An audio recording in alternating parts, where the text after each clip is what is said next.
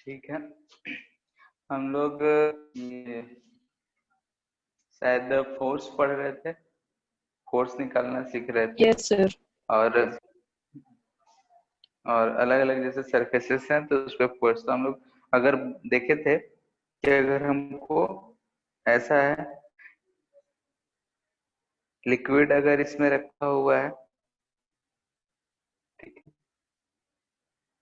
तो bottom surface का अगर हम फोर्स बोल रहे थे तो बॉटम सरफेस पे जो था प्रेशर से यूनिफॉर्म लग रहा था, और इस पे प्रेशर रो जी एच लगता है। अगर ऊपर का हम नेग्लेक्ट करें तो इस पे जो हम फोर्स है उसको हम लोग प्रेशर अप इनटू एरिया से लिख लिया करते थे। ठीक है, तो वैसे ही इस वाले साइड का अगर हम बात कर रहे हैं, इस वाले सरफेस पे इधर कितना फोर्स लग रहा है, तो इस फोर्स को लिखने के लिए जो हम लिखेंगे तो प्रेशर एवरेज इनटू उस सरफेस का एरिया लिखेंगे। ठीक है, यहाँ पे प्रेशर क्या था कि यूनिफॉर्म था, हर जगह पे यूनिफॉर्म था, इसलिए पी इंटू वाले सरफेस पे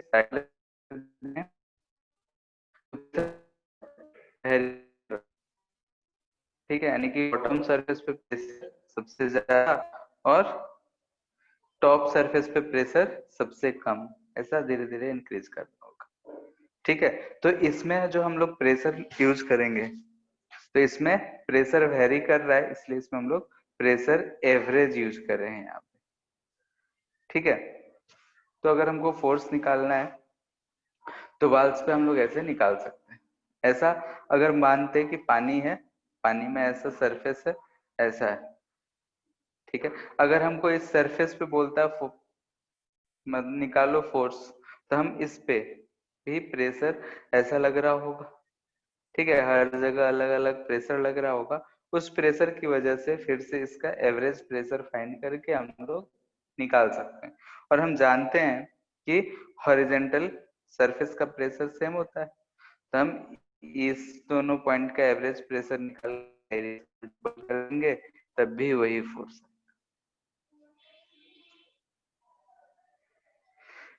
ठीक है, कुछ क्वेश्चन करते हैं कैलकुलेशन करने के लिए, कैलकुलेशन बेस्ड ही, यानी कि फाइंडिंग फोर्स का क्वेश्चन। तो जैसे कि हम जानते हैं कि डैम जो बना होता है, ठीक है, डैम वो ऐसा शेप का कुछ होता है। ठीक है, सर तो हम कल जो ऐसा आप दो कुछ क्वेश्चन बता दीजिए ना। क्या हुआ? सर कल जो आप दो क्वेश्चन दिए तो उसमें से दूसरा वाला बता दीजिए ना। ठीक है, तब इसके बाद डिस्कस कर लेंगे। क्वेश्चन क्या था, एक तो था शायद टॉर्क निकालने का, और एक हुआ नहीं है। सेमी सिलेंडर वाला। ठीक है,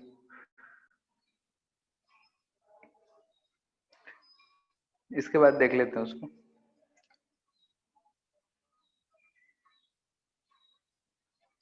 ऐसा दे रखा है, ये x है, ये 2x है, इसका हाइट 12 मीटर है, ये जो है वाटर है। ठीक है, ये डैम है, ये हाइट 10 मीटर है, और क्या है,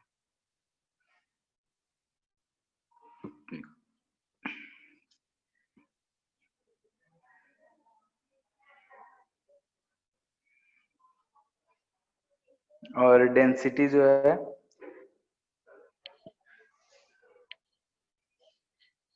ठीक है, density of material of dam, यानी कि डैम जिस मटेरियल से बना हुआ है उसका डेंसिटी है 3000 kg पर मीटर क्यूब। और डैम जो है अंदर की तरफ अगर देखें तो लेंथ जो है वो है 30 मीटर।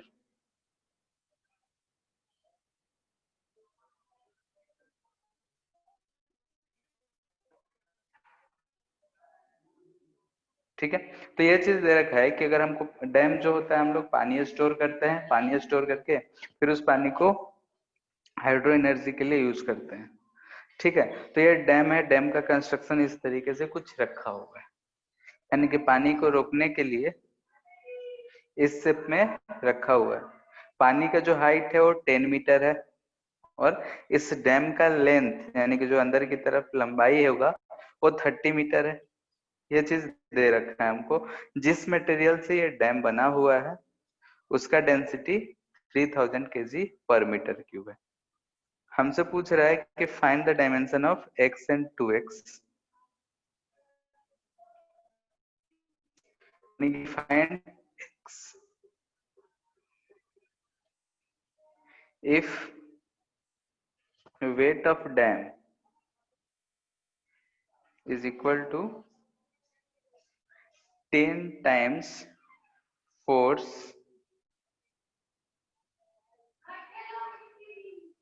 horizontal force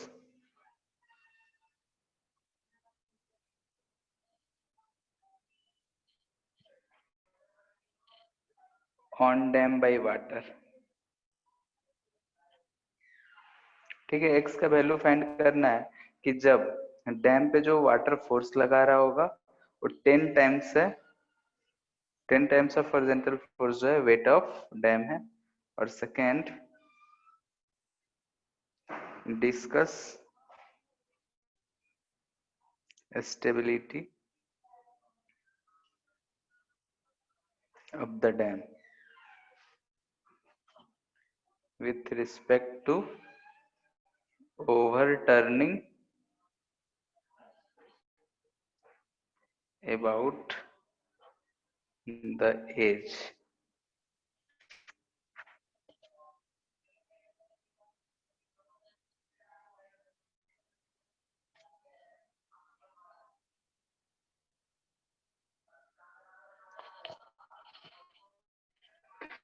ठीक है, क्वेश्चन ये है, टेन का डायमेंशन सब चीज रखा है, बोल रहा है कि इसमें x जो है उसका वैल्यू फाइंड करें ताकि जो वेट ऑफ डैम हो 10 times force exerted by one on the dam बराबर हो।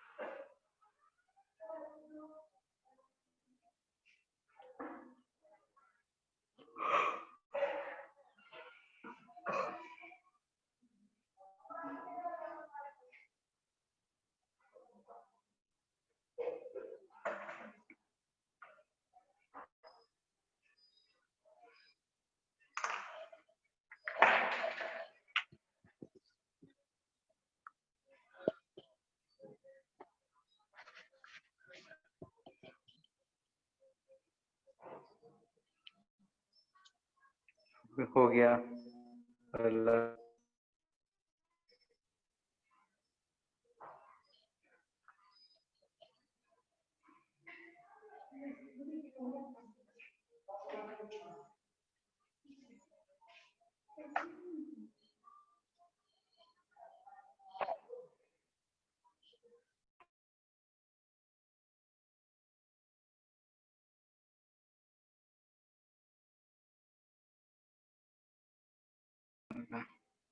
Hello, yes sir. हुआ?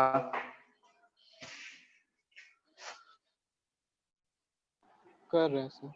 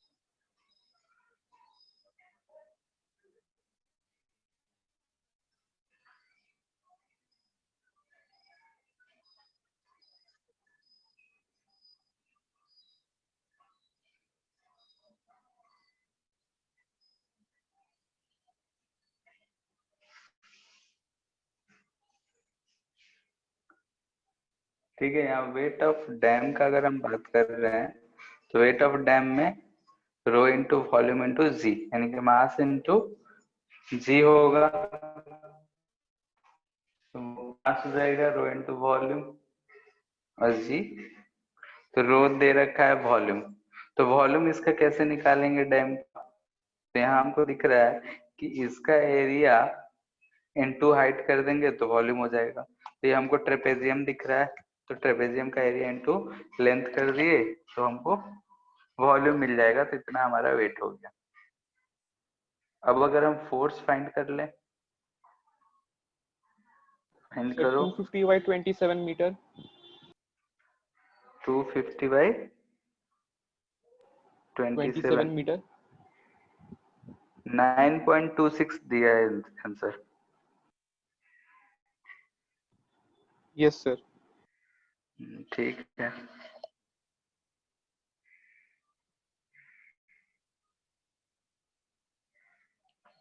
ठीक है, तो फोर्स अगर हम फाइंड करेंगे तो फोर्स ड्यू टू वाटर, तो फोर्स ड्यू टू वाटर देख रहा है कि इतने एरिया पे ऐसा कुछ होगा, उतने ही एरिया पे एक्ट कर रहा होगा। तो हम प्रेशर से फाइंड कर लेंगे, तो पी एवरेज लिखेंगे और फाइंड करेंगे। तो लिखो और फाइंड करो। एटमॉस्फेरिक प्रेशर को इसमें नेग्लेक्ट कर दो, गेज प्रेशर से सॉल्व करो और यूज करेंगे तो और बार कैलकुलेशन ज्यादा हो जाएगा।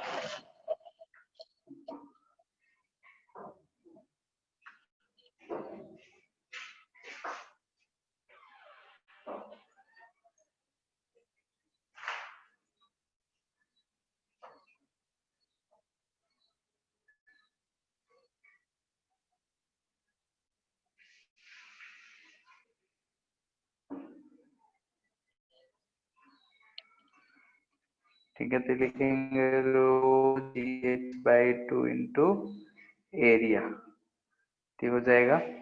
रो होता है इसका 1000, यानी 10 का पावर 3 लिख सकते हैं वाटर का।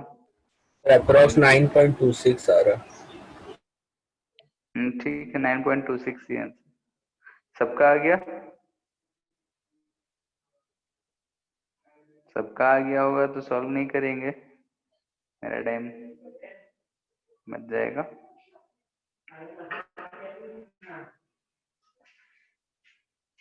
ये हमको दिख रहा है 5 15 इंटू, सॉल्व करते रहो अपना आगे का।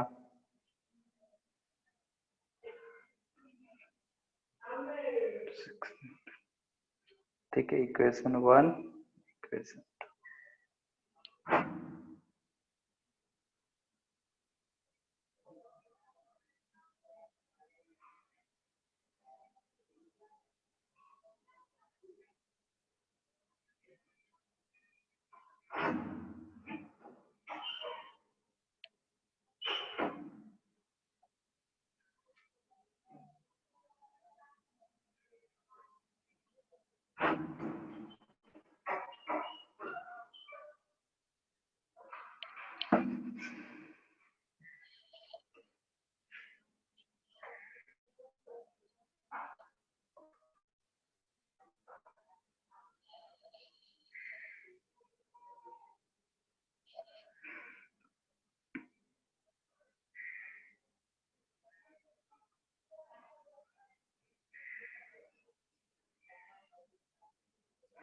नेक्स्ट में बोल रहा है कि ओवर टर्निंग एबिलिटी हमको चेक करना है अबाउट ओ। ठीक है, तो हमको ऐसा दिख रहा है। ठीक है, यानी कि ये हमारा एक्सिस हो गया। इसके अबाउट ओवर टर्निंग, तो हमको ये अगर centre of gravity centre of मास बोले इस पे, तो अगर सारे फोर्सेस को हम यहाँ कंसेंट्रेटेड करें तो एक फोर्स हमको इधर लिख रहा है और एक इसका वेट इधर दिख रहा हो। अगर हमको ये डिस्टेंस पता चल जाए, ये हम सेंटर ऑफ ग्रेविटी बोल रहे हैं, तो यहीं पे हम सारा फोर्सेस को एज्यूम करेंगे। और ये टॉर्क अगर बैलेंस रहा या फिर टॉर्क ऑफ वेट जो होगा अगर greater than equal to torque of force है तो बैलेंस्ड होगा। ठीक है, नहीं अगर ये बहुत ज्यादा रहा तब तो बहुत अच्छा बात है, कि वेट का टॉर्क ज्यादा होना चाहिए, नहीं तो ओवरटर्न कर जाएगा। तो हमको दोनों का टॉर्क फाइंड करके फिर कंपेयर करना हो, तो उसके लिए हमको सबसे पहले सेंटर ऑफ मास का लोकेशन भी पता करना पड़ेगा।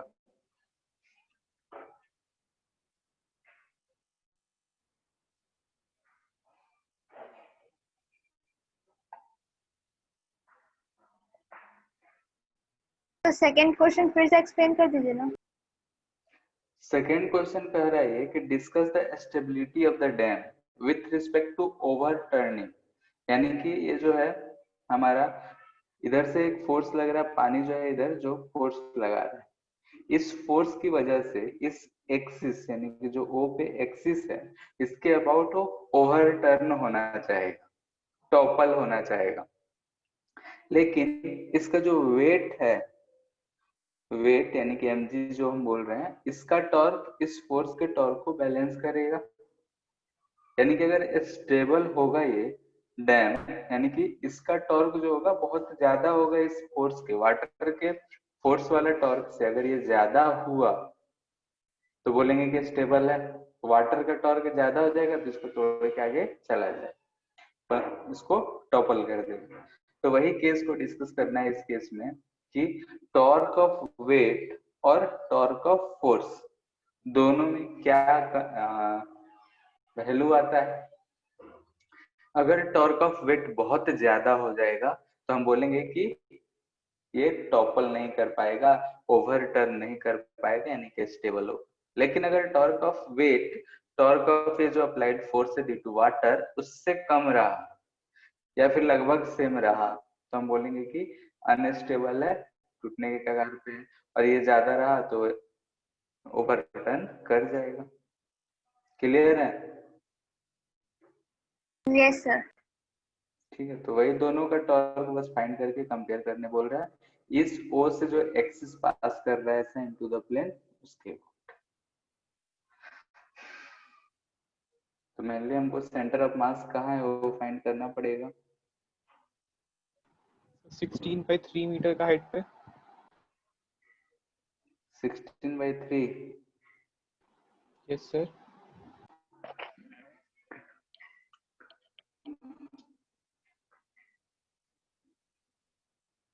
उसी के आसपास कुछ आ रहा है, 11/9x का वैल्यू दे रखा है।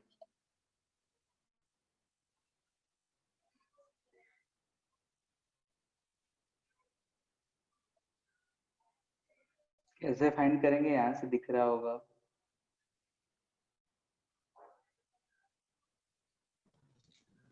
ट्रायंगल कलर लेंगे, रेक्टेंगल कलर लेंगे, फिर ट्रायंगल का मास आधा होगा रेक्टेंगल के, फिर वो फॉर्मूला लगा देंगे m1x m2 हाँ, और बोले थे कि अगर एरिया दिख रहा हो तो एरिया वाला फॉर्मूला लगाओ, ज्यादा बेटर होता है।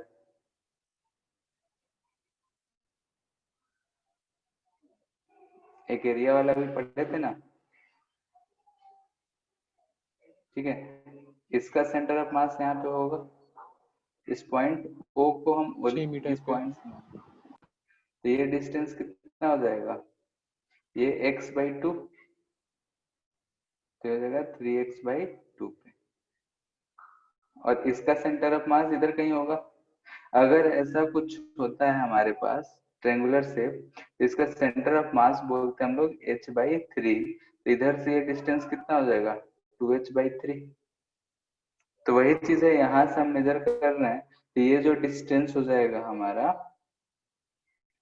यानी कि यहाँ से यहाँ तक का डिस्टेंस, ये डिस्टेंस ये हो जाएगा 2x/, ठीक है। तो अब दोनों का मिल गया, तो x सेंटर ऑफ मास हम फाइंड कर रहे हैं, या फिर RCOM कर लो, R centre of mass x की टर्म में फाइंड करेंगे तो RX आ जाएगा। RX इसलिए हम फाइंड कर रहे हैं क्योंकि यहाँ देखो, जब हम वेट इसका जब टॉर्क लिख रहे होंगे तो हमको यही चाहिए होगा, ठीक है, ये डिस्टेंस चाहिए होगा, y वाले के लिए f के लिए चाहिए होगा। तो कितना आ जाएगा बताओ? x ही लिखते हैं, x about to left side सब पॉजिटिव ही, सब निगेटिव है, हम पॉजिटिव में लिख रहे हैं। तो देखो हम लिखते थे a1x1 plus divide by a1 plus a2, तो 12x इंटू प्लस a2 हो जाएगा हाफ यानी कि 6x इंटू 2x बाई 3। ठीक है, 6 क्यों होगा, तो ट्रायंगल है, ट्रायंगल का area half into base into height divided by 12 6 18x। तो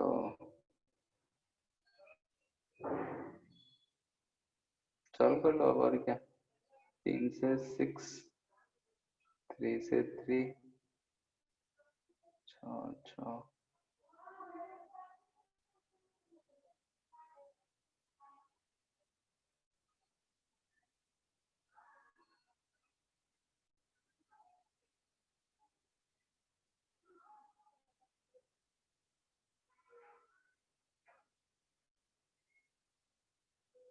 चौदह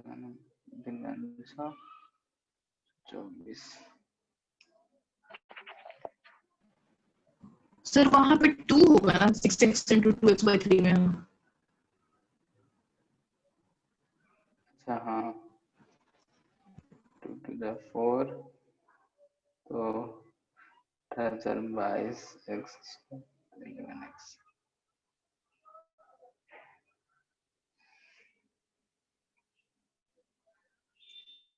ठीक है, तो एक्स सेंटर ऑफ मास इतना है कि तो हम टॉर्क ऑफ W लिख सकते हैं weight into x centre of mass perpendicular distance, weight centre of mass perpendicular use करते हैं तो वही डायरेक्ट यूज कर लेंगे।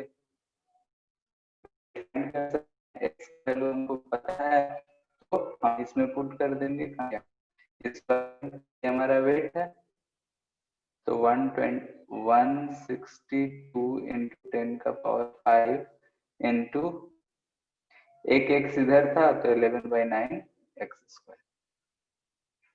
ठीक है, इसको सॉल्व करेंगे, एक्स का वैल्यू हम लोग फाइंड कर चुके हैं, इसको अगर सॉल्व करते हैं तो इसका वैल्यू आता है 169.78 इंटू 10 का पावर 9 न्यूटन मीटर। ठीक है, नाउ टॉर्क ऑफ फोर्स निकालना है, ये कितना हो।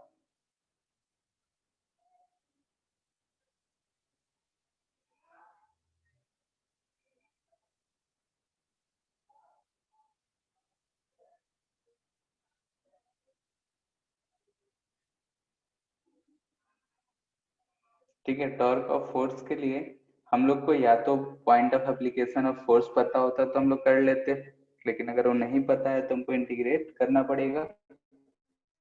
ठीक है, पहले ही हम यहाँ दिखा रहे हैं ये फोर्स नहीं लग रहा, ठीक है, लेकिन ये फोर्स कितना लग रहा है, तो हमको यहाँ पे जो फोर्स हम लोग देखे थे ये पूरे सरफेस का फोर्स, टोटल फोर्स, इस जगह पे कितना फोर्स लग रहा होगा, एवरेज फाइंड करना पड़ेगा, यानी कि उससे अच्छा है कि इंटीग्रेट कर लें, या फिर point of application of force पता होना चाहिए तब हम निकाल सकते थे। तो उस एक्सिस के अबाउट निकाल लेना है, सेमी आना है, लास्ट क्लास जैसा किए थे वैसा ही सेम करना है।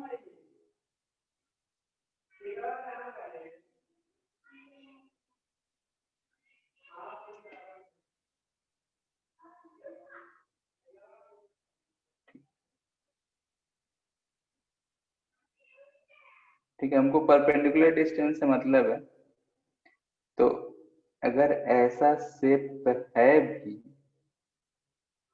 ठीक है, ये एक्सिस है, तो हमको क्या है, यहाँ से अगर जो भी फोर्स आ रहा हो, ठीक है, तो इस एक्सिस के अबाउट निकाले या इस एक्सिस के अबाउट। ठीक है, जो फोर्स जा रहा होगा हम परपेंडिकुलर डिस्टेंस लेंगे तो हर जगह पे हमको सेमी परपेंडिकुलर डिस्टेंस मिलेगा, यानी कि हम यहाँ से भी ये परपेंडिकुलर डिस्टेंस फाइंड करके सॉल्व कर सकते हैं, यानी किसी भी पॉइंट पे ऐसा एलिमेंट लेके सॉल्व कर लेंगे। तो सॉल्व करेंगे तो यहाँ से हम क्या लिखेंगे, देखो df इक्वल टू क्या होगा, नीचे से x हाइट है तो ऊपर से 10 माइनस एक्स, तो यहाँ पे प्रेशर लग रहा होगा रो जी 10 माइनस एक्स, तो टॉर्क लिखना होगा, तो डी टॉ हो जाएगा रो जी, अच्छा ये तो आ गया रो जी एक्स डी एक्स से, यहाँ पे हमको 30 इंटू डी एक्स लिखना पड़ेगा क्योंकि ये प्रेशर था, तो rho g x into x 30 d x, फिर इसको इंटीग्रेट कर लेंगे 0 से 10 तक, क्योंकि वाटर 10 हाइट तक ही है, इसको सॉल्व कर लो तो जो भी वैल्यू आएगा, यानी कि सेम चीज कर रहे हैं जो लास्ट क्लास हम लोग करे थे, इसको हम सॉल्व नहीं कर रहे हैं, डायरेक्ट लिख रहे हैं आंसर कि 10 इंटू 10 और 9 न्यूटन मीटर आ रहा है।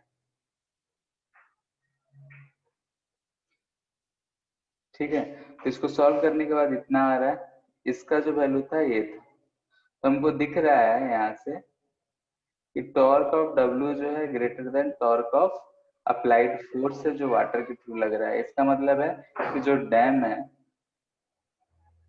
स्टेबल है, स्टेबल होने का मतलब कि वो अभी लुढ़कने वाला नहीं है। क्लियर है? तो प्रोसेस हमारा ये होगा कि अगर हमको चेक करना है कि वो लुढ़केगा नहीं लुढ़केगा, तो उसपे फोर्सेस टॉर्क के सब बैलेंस करना होगा। तो हॉरिजॉन्टल डायरेक्शन में दिख रहा है कि हमको फोर्स लगा रहा है, तो उस एक्सिस के अबाउट तो टॉर्क प्रोड्यूस करेगा कौन, तो दो फोर्सेस हमको दिख रहे हैं, दोनों फोर्स का टॉर्क बैलेंस करके हम स्टेबिलिटी चेक करें। लास्ट क्लास जो क्वेश्चन था सर 2 सेकंड के लिए ऊपर नीचे नहीं बढ़,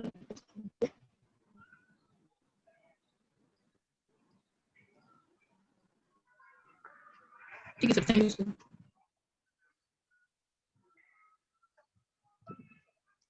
ठीक है, लास्ट क्लास वाले में जो हमको करना था उसमें कैलकुलेशन ही है और उसी चीज को हमको फाइंड करना था।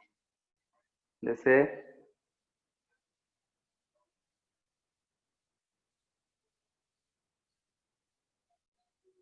ठीक है, ऐसा था, इसमें पानी ऐसा भरा हुआ है, ठीक है, इस पॉइंट पे देखें तो भले ही पूरा लग रहा होगा, लेकिन हम पॉइंट वाइज ही बोल रहे हैं। यहाँ पे फोर्स ऐसा लग रहा है, यहाँ फोर्स ऐसा लग रहा है, यहाँ फोर्स ऐसा लग रहा है, ठीक है। हम क्या करेंगे, यहाँ से थीटा पे जाके, ठीक है, दूसरा हम फोटो बना रहे हैं इस शेप में,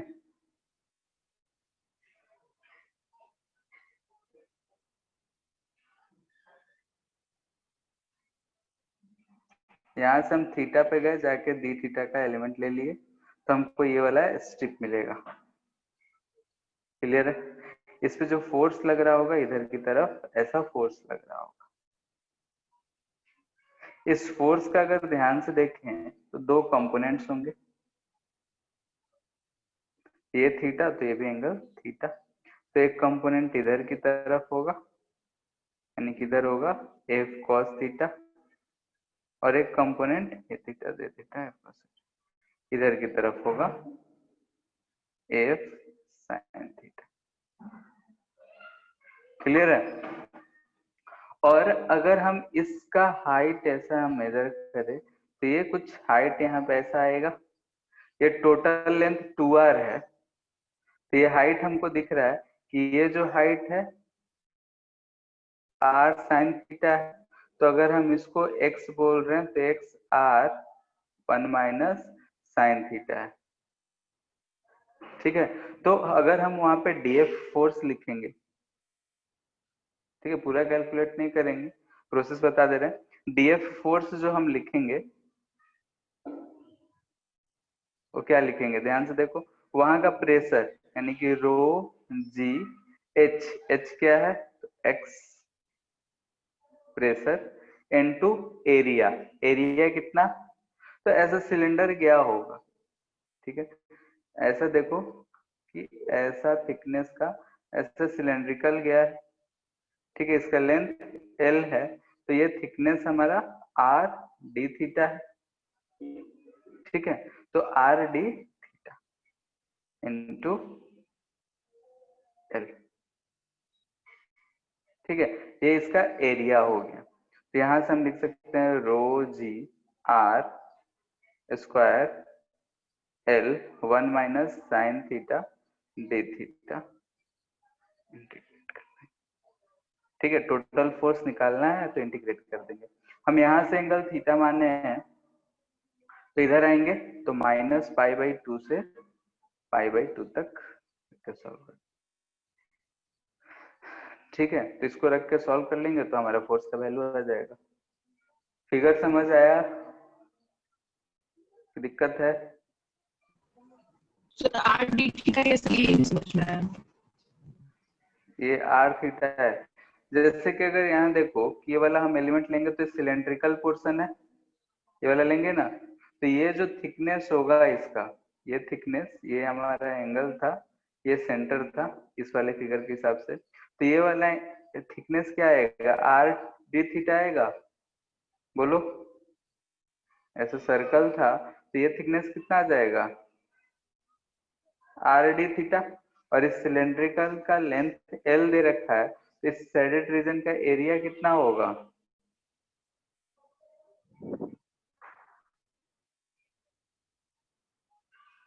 होगा, बोलो थिकनेस आदित्य। नहीं समझ में आएगी, थिकनेस आर डी थीटा कैसे हुआ। कौन सा नहीं समझ आया? आर आवाज, थिकनेस आर डी थीटा कैसे नहीं समझ में आया।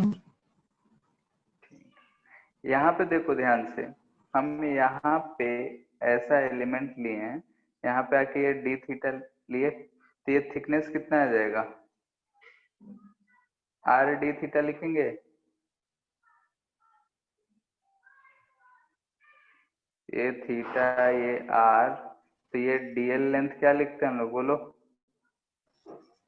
वो आगे समझ में सर, ये लिखते हैं ना? आगे सर, यस सर आगे। ठीक है, तो वही चीज यूज करके हम लोग फोर्स निकाल सकते हो, इसका इंटीग्रेशन आराम से कर सकते हो। माइनस पाई बाई 2 से पाई बाई 2 तक साइन थीटा का इंटीग्रेशन 0 हो जाएगा, और ये शायद rho g r square l into pi शायद आ रहा है क्या?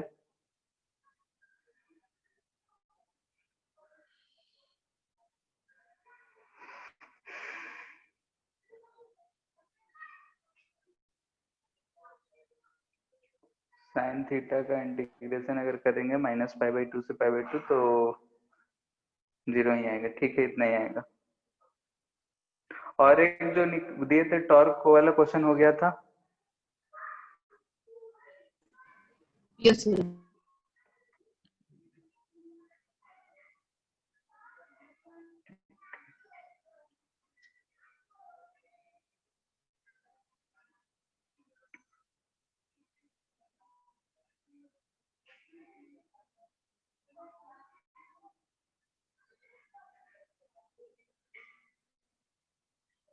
ठीक है। तो एक क्वेश्चन ऐसा है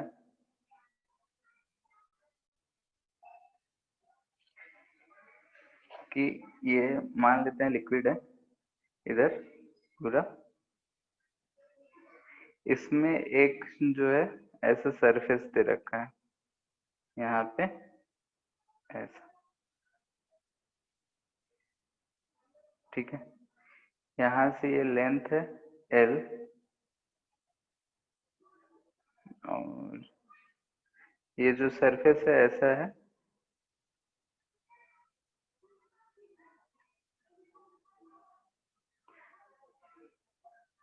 ये जो लेंथ है इसका ए है, और ये जो है वो बी, ठीक है। यानी कि सरफेस हमारा ऐसा है, समझ पे आ रहे हो? एक इंक्लाइंड सरफेस है ऐसा, यहाँ से एल दूरी पे ये एंगल थीटा है, ये जो इसका लेंथ है वो a है और ये जो विड्थ है वो b है। ठीक है, तो ये पानी के अंदर पूरा सबमर्ज है। ये एंगल थीटा दे रखा है।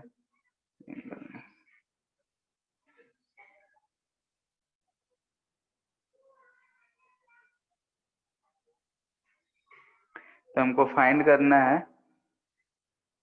Force on surface.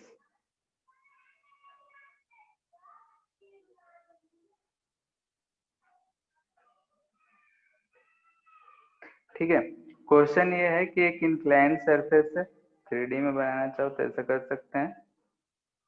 ठीक है, तो इंक्लाइंड सरफेस ऐसा रखा हुआ है, ये जो शेडेड रीजन है यानी कि ये वाला पोर्शन जो है इस पे फोर्स कितना लग रहा होगा हमको पता करना है।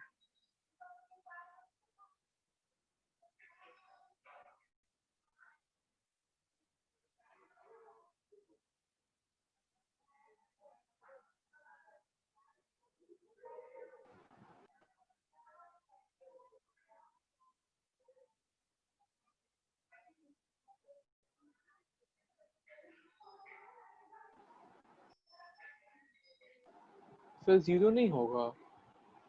नहीं, टोटल फोर्स फाइंड करना है। तो सर एफ नेट तो 0 होता है ना सर, चारों डायरेक्शन से फोर्स लग रहा है तो। उस सरफेस पे हम पूछ रहे हैं प्रेशर की वजह से, नीचे वाले सरफेस पे थोड़े पूछ रहे हैं। अच्छा ऑन शेडेड रीजन यानी शेडेड सरफेस कर देते हैं।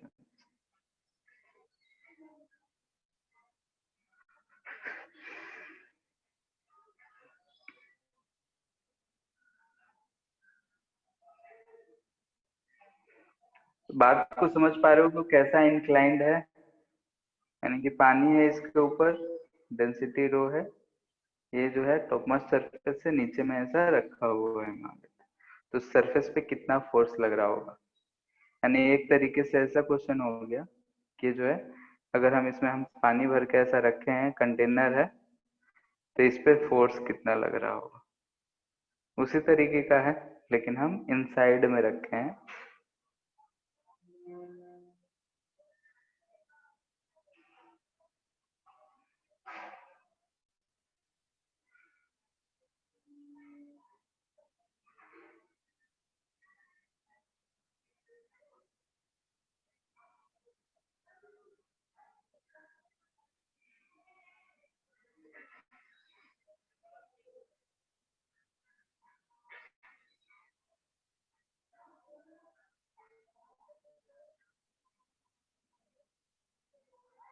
सर इंटीग्रेशन करना होगा। जैसे बनाओ, तो उसके बिना बन जाएगा ना। बनाओ इंटीग्रेशन से ही बनाओ, बनने को तो बनेगा।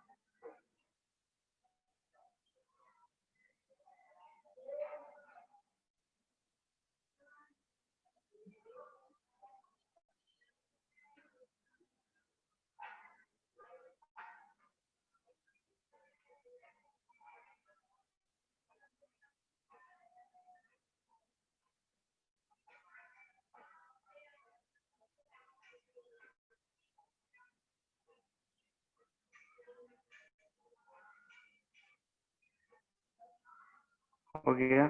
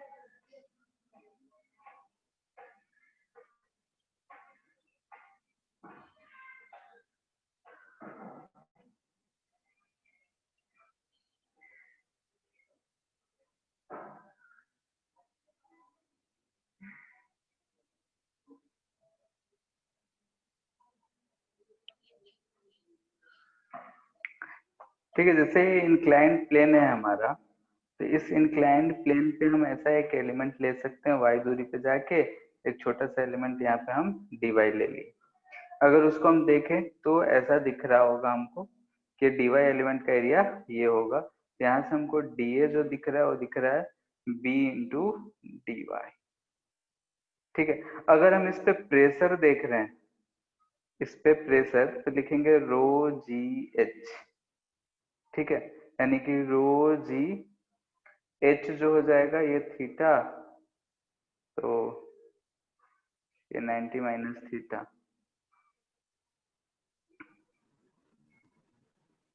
L cos y cos theta. y cos theta हो जाएगा। ठीक है, थीटा थीटा तो ये y cos थीटा। ठीक है, तो अगर हमको ये चीज मिल गया तो अब फोर्स अगर हम इस पे लिख रहे होंगे तो लिखेंगे P इंटू एरिया। तो एरिया क्या हो जाएगा, rho g y cos theta into area हो जाएगा हमारा बी डी वाई। थीटा तो चेंज हो नहीं रहा है, तो rho g cos theta, b को कॉमन ले लिए, वाई डी वाई। कहाँ से कहाँ तक चेंज हो रहा है, तो एल से एल प्लस ए तक, ऐसे ही चेंज हो रहा है भाई।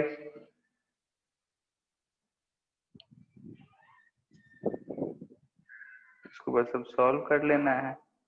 तो rho g b cos of theta l plus a का होल स्क्वायर माइनस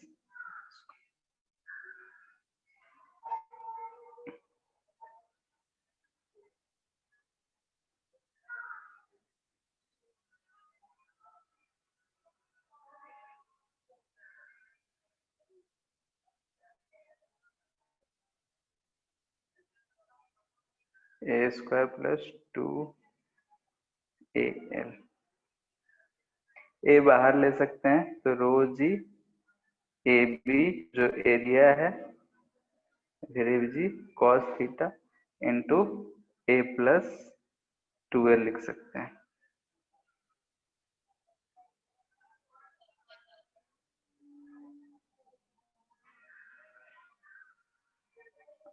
अच्छा, वाई स्क्वायर बाई 2 भी बचेगा।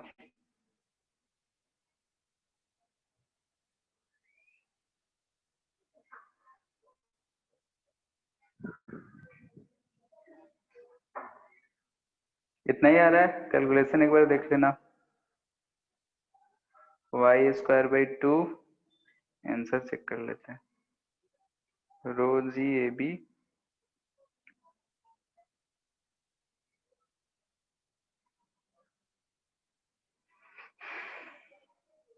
ठीक है।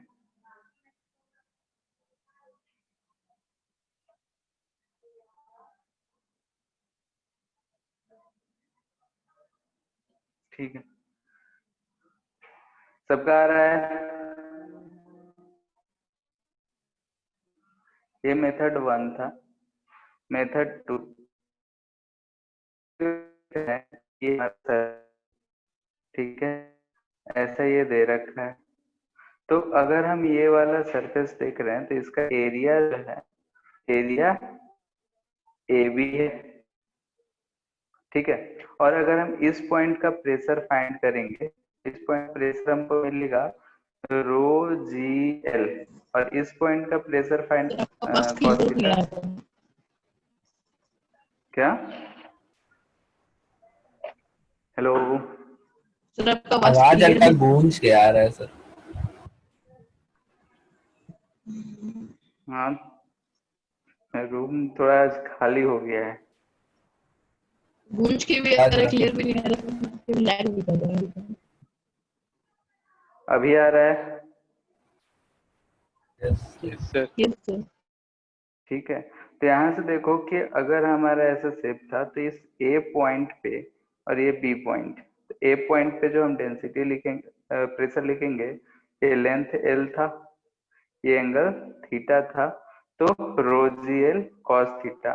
और इस पॉइंट पे लिखेंगे तो ध्यान से देखो, rho g l plus a cos theta, p two यही आएगा। तो अगर हम फोर्स लिखेंगे तो पी एवरेज इनटू अगर एरिया लिखें तो हम इसको क्या लिख सकते हैं, पी एवरेज, तो p one plus p two by two into A b. तो p one plus p two कितना आ जाएगा, तो रो जी कॉमन हो जा रहा है, यहाँ से ध्यान से देखो तो a plus twelve cos theta by two into A b आ रहा है, ठीक है। यानी कि वही आंसर जो ऊपर आया हुआ है, ठीक है। तो ऐसे भी हम लोग इसको लिख सकते हैं कि एवरेज ऐसा करके सॉल्व कर लें। थर्ड, मेथड 3,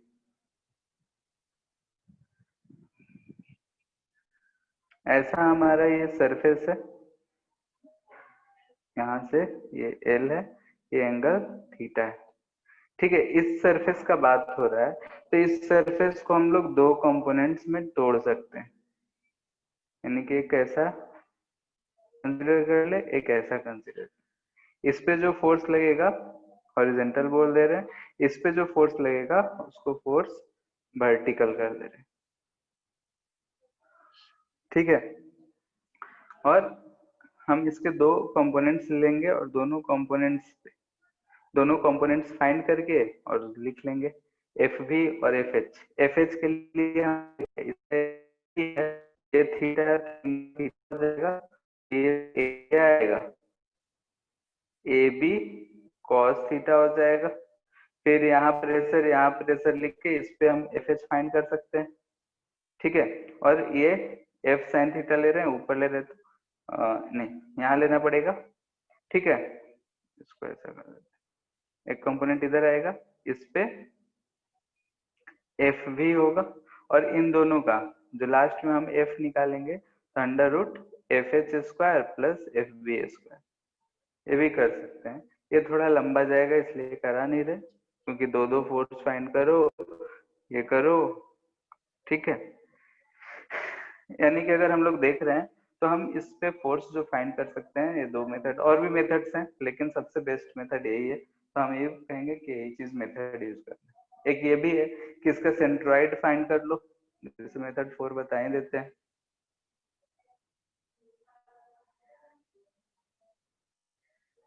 ये ऐसा है, ये लेंथ एल है, ये एंगल थीटा है, तो इसका सेंट्रॉइड फाइंड कर लेते हैं। इसका सेंट्रॉइड यहाँ आएगा a बाई टू पे, सेंटर पे।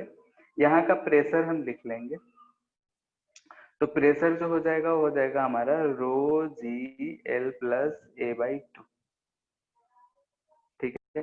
ये आ गया इस पॉइंट पे प्रेशर, और इसका एरिया जो है, एरिया ए बी है, तो जो फोर्स लिखेंगे वो प्रेशर इंटू एरिया, यानी कि प्रेशर एट सेंट्रॉइड, यानी कि सेंटर बोल रहे हैं, तो ये आ जाएगा rho g 12 plus A by 2 into A B, और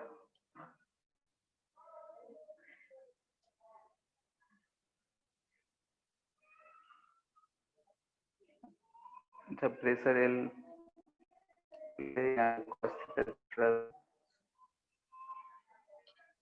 हर केस में वही चीज आ रहा है।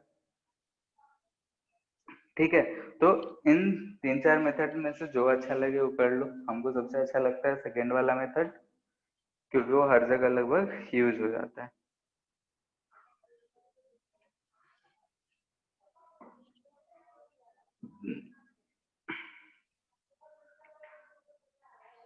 एक ऐसा क्वेश्चन दे रखा है,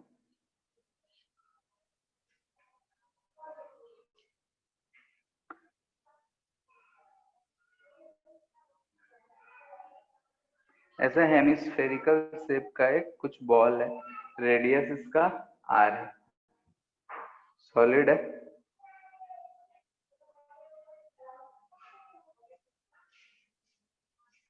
ठीक है, सॉलिड हेमिस्फीयर है, रेडियस इसका आर है।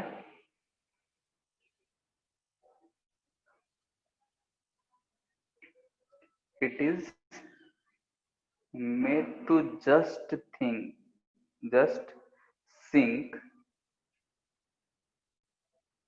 in a liquid. डेंसिटी जिसका रो है। Find first vertical thrust on curved surface. B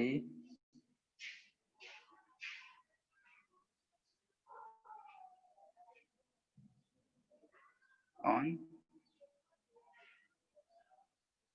surface.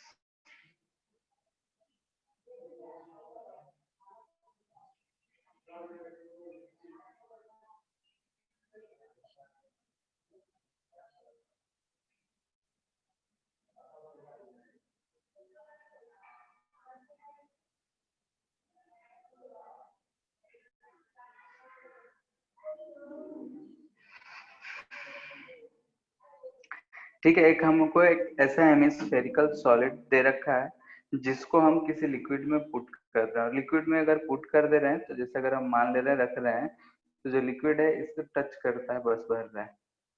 ठीक है, इतना ही हाइट तक आ रहा है। नहीं कि अगर हम इसको लिक्विड में पुट कर रहे हैं तो लिक्विड का जो हाइट होगा वो आर होगा। कहने का मतलब इसका यही है। तो इसमें से ये सारे क्वेश्चंस करने हैं कि vertical thrust on curved surface, यानी कि सरफेस पे वर्टिकल जो फोर्स लग रहा होगा वाटर के कारण वो कितना होगा, इस फ्लैट सरफेस है इस सरफेस पे कितना होगा, तो सारी चीज निकालने।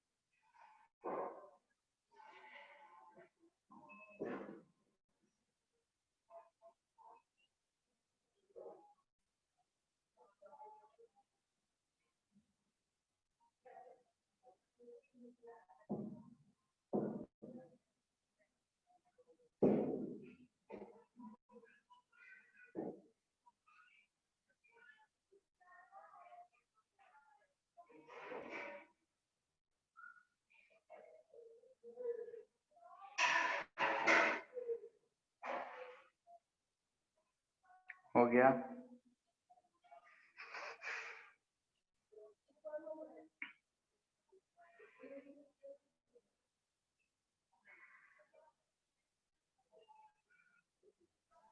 So B का pi are cube row g. ठीक है।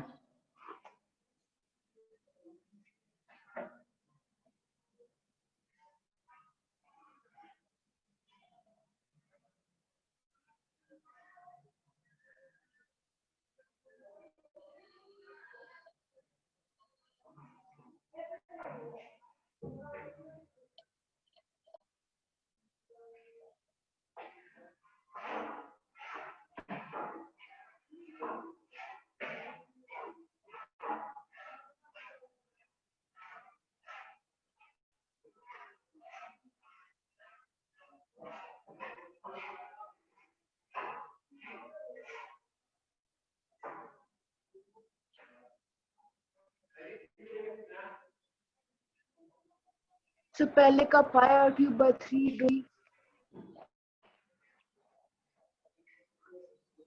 पाई are cube by 3 rho g, ठीक है 3 रो जी। ठीक है।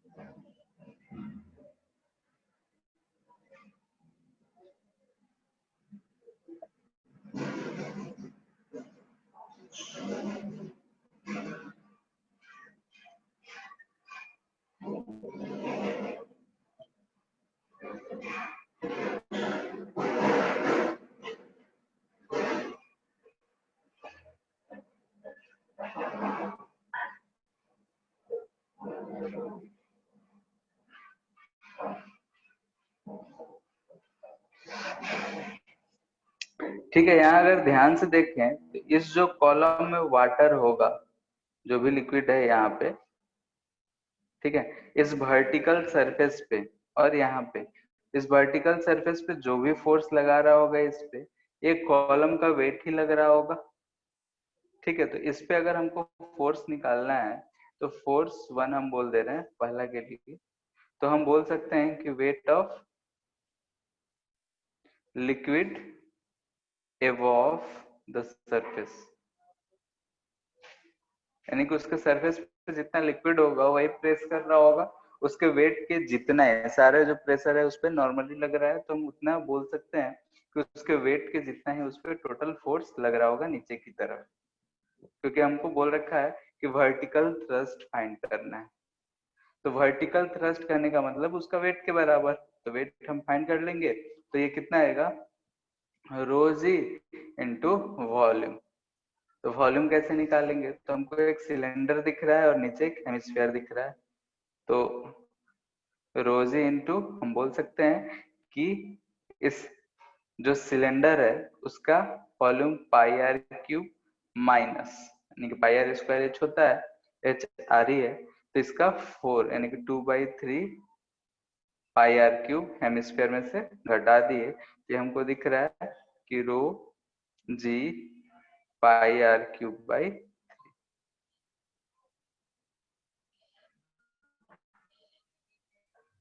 ठीक है, ये चीज लगा। नीचे वाले पे अगर निकालना है कि यहाँ पे फोर्स कितना लग रहा है, इस सरफेस पे फोर्सेस कितने एक्ट कर रहे हैं, ये फोर्स अगर निकालना है तो हम जान रहे हैं कि यहाँ तक अगर लिक्विड है तो यहाँ का जो प्रेशर इस सरफेस पे प्रेशर लग रहा होगा वो लग रहा होगा रो जी आर, तो हम फोर्स लिख सकते हैं rho g r into pi r square, यानी कि rho g into pi are cube, second का हो जाएगा। थर्ड पूछ रहा है साइड थ्रस्ट, साइड थ्रस्ट क्या होगा,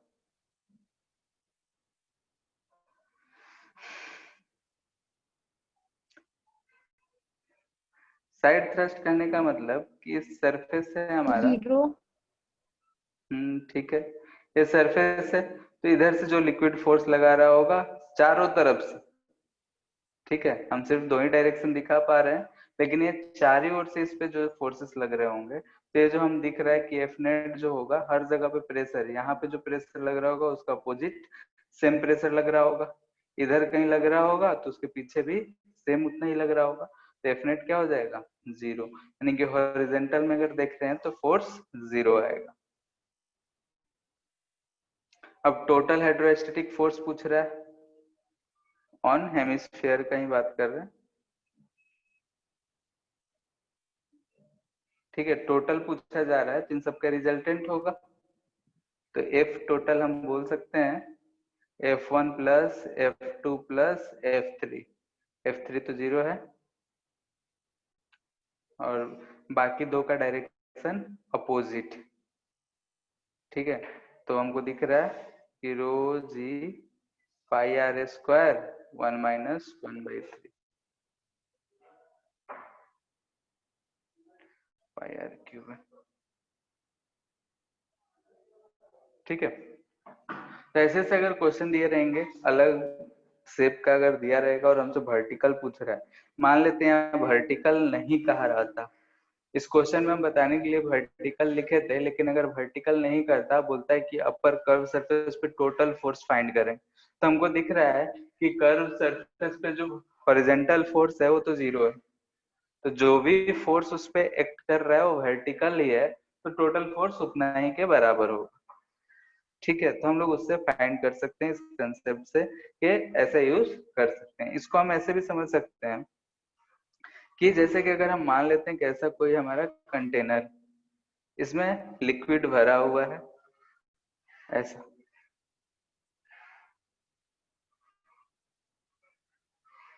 ऐसा अगर लिक्विड भरा हुआ है, तो यहाँ पे देख रहे हैं कि जो भी इस पे फोर्स लग रहा होगा ऐसा नॉर्मल लग रहा हो, इस फोर्स के दो कंपोनेंट होंगे, यानी कि इस पे अगर हम देखें तो डायरेक्शन ऐसा लगा देते हैं, इस फोर्स के दो कंपोनेंट होंगे, एक तो हॉरिजॉन्टल होगा और एक वर्टिकल होगा, यानी कि अगर नीचे अगर हम यहाँ पे वेट इसका मेजर करेंगे तो ये वर्टिकल वाला भी इस पे इफेक्ट डाल रहा हो, ठीक है। यानी कि जो वर्टिकल कंपोनेंट है उसके ऊपर जितना पानी है उस पे फोर्स लगा रहा होगा, उसके कारण इस पे वेट लग रहा होगा, एक वर्टिकल डायरेक्शन में और एक इस डायरेक्शन में, ठीक है। तो यहाँ पे हाइट कम होने की वजह से भी अगर हम इस लेवल पे जाएंगे या लिक्विड होता तो प्रेशर उतना ही आता।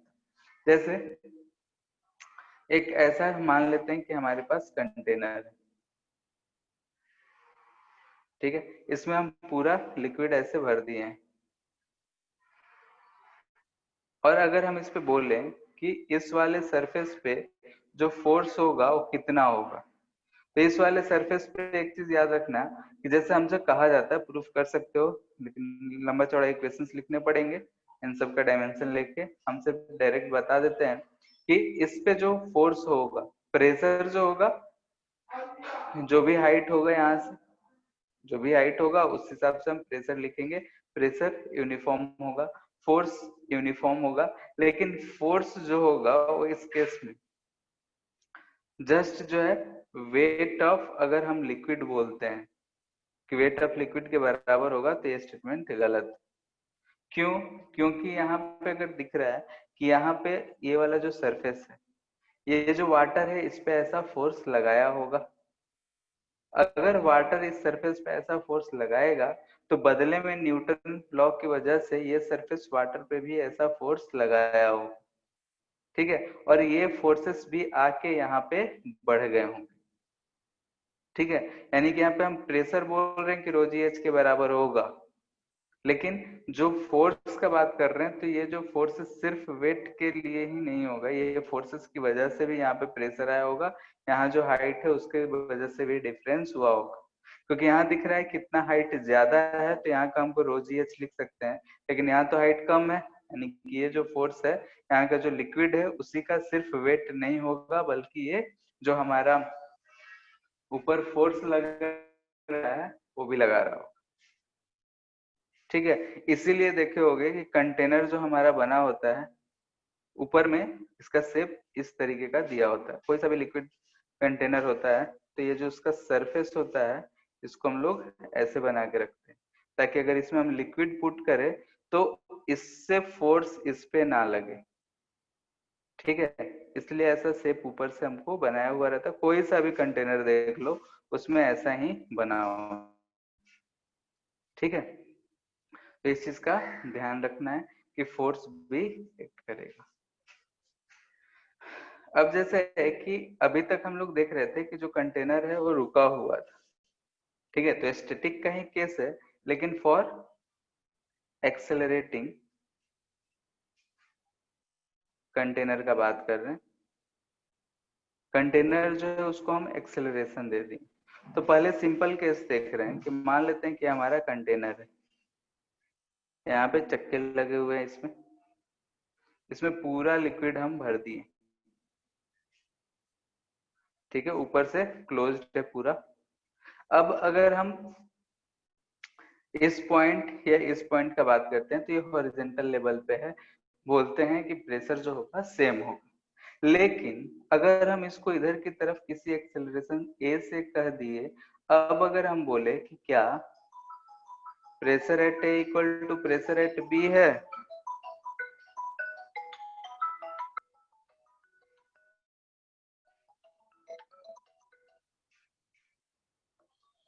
हेलो,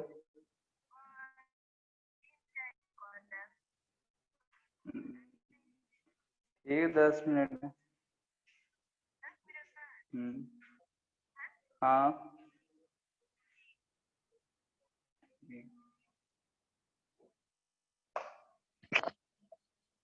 हेलो,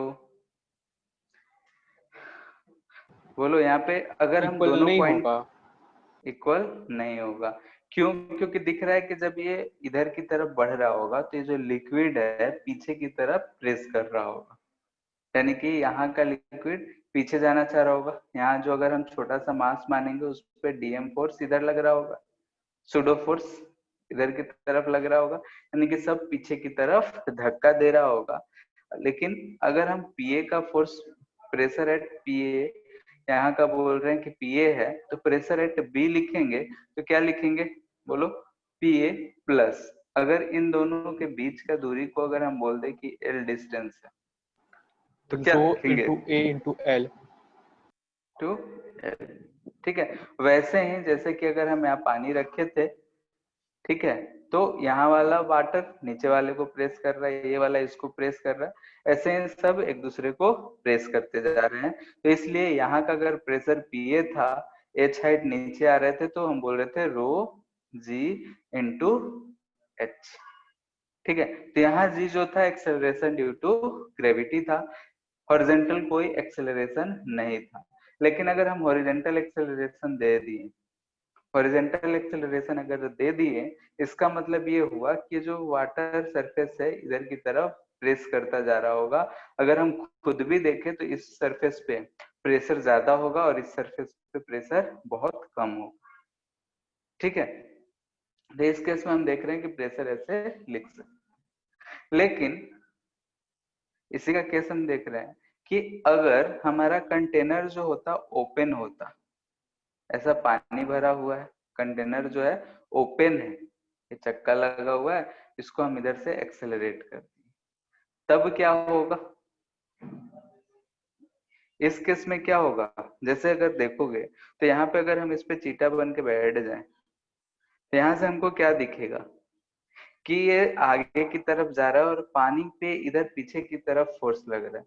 पानी जब इस सरफेस पे आएगा तो इसको धक्का देगा, तोड़ नहीं पाएगा तो इस पे ऊपर चढ़ने का कोशिश करेगा, ठीक है। तो हम हाइट इतना एज्यूम कर रहे हैं कि ये पानी जो है ओवरफ्लो ना करे, यानी कि मान लो कि एक ट्रक है, ट्रक में पानी भरा हुआ है, हम उसके छत पे चढ़ के देख रहे हैं, तो अगर हम उसको एक्सेलरेट करेंगे तो जो पिछला सरफेस होगा उस पे ये वाटर जो लेवल होगा, वाटर लेवल हमारा बढ़ने का कोशिश करेगा, तो इधर की तरफ वाटर बढ़ेगा तो इधर का तरफ घटेगा। तो ये हमारा शेप कैसा हो जाएगा, कुछ इस तरीके का। इधर एक्सेलरेशन ए है, कुछ इंक्लाइंड हो जाएगा, ठीक है, यानी कि इंक्लिनेशन ऐसा कुछ इंक्लाइंड सरफेस हो जाएगा, और ये यहाँ से कुछ एंगल थीटा बना रहा होगा, ठीक है। हम यहाँ कंडीशन ये नहीं मान रहे हैं कि पानी बाहर गिर रहा है। पानी अगर बाहर नहीं गिर रहा है तो ये जो सरफेस है वो इस तरीके से हो जाएगा। तो ये एंगल थीटा के बारे में हम लोग कैसे पता करेंगे? तो ये सरफेस ऐसा होने का मतलब भी ये होता है, जैसे अगर हम वाटर रखे होते हैं तो ऐसा सरफेस रहता है, इसको एक्सेलरेट कर दिए तो ये सरफेस ऐसा हो गया। क्यों हो गया? तो ये जो इस वाले सरफेस पे बोल रहे हैं कि इस पे जो फोर्स लग रहा होगा हमेशा परपेंडिकुलर लग रहा होगा, और वो ऐसा परपेंडिकुलर लग रहा है इसलिए इसको फ्लैट रखा हुआ है, यानी कि जो है इक्विलिब्रियम कंडीशन में है, यानी कि इक्विलिब्रियम कंडीशन में है। यानी कि अगर हम कोई भी एक छोटा सा मास से डीएम मान लें तो इस पे फोर्स लग रहा होगा इधर डीएम जी, और इधर फोर्स लग रहा होगा डीएम इंटू ए। ठीक है, यानी कि इस पे जो नेट फोर्स होगा इससे सरफेस से परपेंडिकुलर ऐसा होगा। तो अगर ये परपेंडिकुलर होगा तो हम ये एंगल थीटा बोल रहे हैं, तो एंगल थीटा होगा, तो ये भी एंगल हमको थीटा ही दिख रहा है। तो यहाँ से अगर हम tan थीटा लिखें तो लिख सकते हैं dm a by dm g, तो tan थीटा हमको मिल जाएगा a बाई जी। ठीक है, तो इस चीज को ध्यान में रखना है।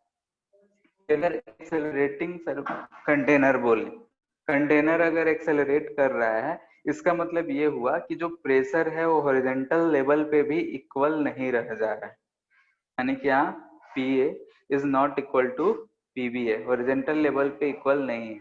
तो इस चीज को ध्यान में रखना है, क्योंकि हम लोग मोस्टली केसेस में पढ़ते हैं कि हॉरिजॉन्टल लेवल पे जो वाटर होगा उसका प्रेशर सेम होगा, लेकिन यहाँ पे देख रहे हैं कि हॉरिजॉन्टल सरफेस हॉरिजॉन्टल लेवल पे जो वाटर है उसका भी प्रेशर इक्वल नहीं है, प्रेशर डिफरेंस है।